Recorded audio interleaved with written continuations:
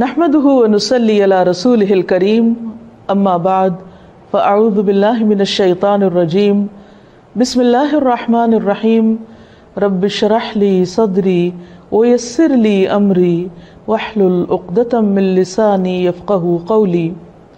السلام علیکم ورحمۃ اللہ وبرکاتہ۔ ناظرین، پروگرام شہر رمضان کے ساتھ آپ کی خدمت میں حاضر ہوں۔ آج ہم توبہ اور استغفار کے بارے میں بات کریں گے۔ گزشتہ پروگرام میں ہم نے اخلاص پر بات کی، نیت کے صاف ہونے اور ہر کام کو صرف اور صرف اللہ کی خاطر کرنے کے بارے میں، کیونکہ اللہ سبحانہ و تعالیٰ اس کام کو قبول نہیں کرتا۔ وہ عمل اللہ کے نزدیک کوئی اہمیت نہیں رکھتا جو اللہ کے لیے نہ کیا گیا ہو۔ لیکن ہم انسان ہیں، ہم سے غلطیاں ہوتی ہیں، اور قدم کی پھسلن سے زیادہ بعض اوقات سوچ کی پھسلن ہوتی ہے۔ سوچ میں کس وقت کیا چیز شامل ہو گئی، بعض اوقات انسان خود بھی اس سے آگاہ نہیں ہوتا۔ اسی لیے اللہ سبحانہ وتعالیٰ نے ہم پر رمضان کے روزے فرض کیے تاکہ ہمارے اندر تقویٰ پیدا ہو۔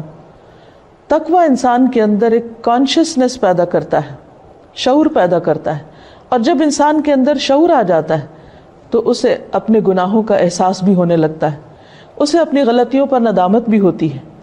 اور انسان تو ہے ہی خطا کا پتلا، بھول چوک اس کے ساتھ ہے، ہر لمحہ کچھ نہ کچھ ہوتا ہی رہتا ہے۔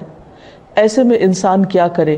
کیا گناہوں کا بوجھ اپنے اوپر لادتا رہے اور اس بوجھ کے تلے دبا رہے، اور پھر اس بوجھ کی وجہ سے طرح طرح کے ڈپریشن اور غم اور دکھ کا شکار رہے؟ نہیں، اللہ رب العزت واسع المغفرہ ہے، غفور الرحیم ہے، وہ اپنے بندوں کے گناہوں کو معاف کرتا ہے۔ رمضان کا مہینہ اس اعتبار سے ایک بہترین موقع ہے کہ ہم سب اپنے رب کی طرف رجوع کریں، انفرادی طور پر بھی اور اجتماعی طور پر بھی، اور اپنے گناہوں کی معافی مانگیں۔ اللہ تعالیٰ کا وعدہ ہے کہ جو شخص سچے دل سے گناہوں کی معافی مانگے گا، اللہ تعالیٰ اس کو ضرور معاف کر دے گا، اور اللہ تعالیٰ کو معاف کرنے میں کچھ مشکل نہیں۔ قرآن مجید میں اللہ تعالیٰ فرماتے ہیں، قُلْ يَا عِبَادِيَ الَّذِينَ أَسْرَفُوا عَلَىٰ أَنفُسِهِمْ لَا تَقْنَطُوا مِن رَحْمَةِ اللَّهِ إِنَّ اللَّهَ يَغْفِرُ الذُّنُوبَ جَمِيعًا۔ آپ کہہ دیجئے کہ اے میرے بندو، جنہوں نے اپنی جانوں پر زیادتی کی ہے، جنہوں نے خود پر ظلم کیا ہے، لا تقنطوا من رحمت اللہ، اللہ کی رحمت سے مایوس نہ ہو جاؤ، بے شک اللہ سارے گناہ معاف کر سکتا ہے۔ اللہ تعالیٰ کے لیے کچھ بھی مشکل نہیں۔ ضرورت اس بات کی ہے کہ بندہ سچے دل کے ساتھ، پورے اخلاص کے ساتھ اللہ تعالیٰ کی طرف رجوع کرے۔ ویسے تو رمضان بذات خود گناہوں کے کفارہ کا ذریعہ ہے۔ حدیث میں آتا ہے، نبی صلی اللہ علیہ وسلم نے فرمایا، وَرَمَضَانُ إِلَى رَمَضَانَ مُكَفِّرَاتٌ مَا بَيْنَهُنَّ إِذَا اجْتُنِبَتِ الْكَبَائِرُ۔ ایک رمضان دوسرے رمضان تک اپنے درمیان ہونے والے گناہوں کو مٹا دیتا ہے جبکہ کبیرہ گناہوں سے اجتناب کیا جائے۔ اسی طرح جب انسان ایمان اور احتساب کے ساتھ روزہ رکھتا ہے، وہ بھی اس کے گناہوں کی بخشش کا ذریعہ بنتا ہے۔ راتوں کا قیام بھی بخشش کا ذریعہ بنتا ہے۔ لیکن اس کے ساتھ ساتھ انسان کو پورے شعور کے ساتھ، پورے احساس کے ساتھ خود اللہ کی طرف رجوع کرنا چاہیے اور اپنے گناہوں کی معافی مانگنی چاہیے۔ خصوصاً کبیرہ گناہ، ان کے لیے معافی مانگنا ضروری ہے۔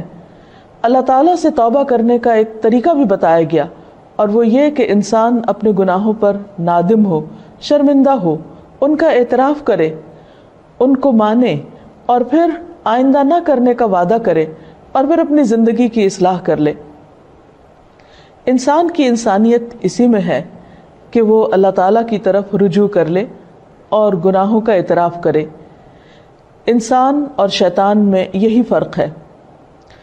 شیطان نے جب انسان کو یعنی آدم علیہ السلام کو سجدہ کرنے سے انکار کیا، تو اس کے بعد جب اس سے پوچھا گیا کہ ما منعک اللہ تسجد اذ امرتک، اللہ تعالیٰ نے فرمایا کہ تمہیں کس چیز نے روکا تھا کہ تم سجدہ کرتے جبکہ میں نے تمہیں حکم دیا تھا؟ تو اس پر بجائے اس کے کہ وہ نادم ہوتا، اپنی غلطی کا اعتراف کرتا وہ اکڑ گیا اور اللہ سبحانہ و تعالیٰ کو بلیم کرنے لگا۔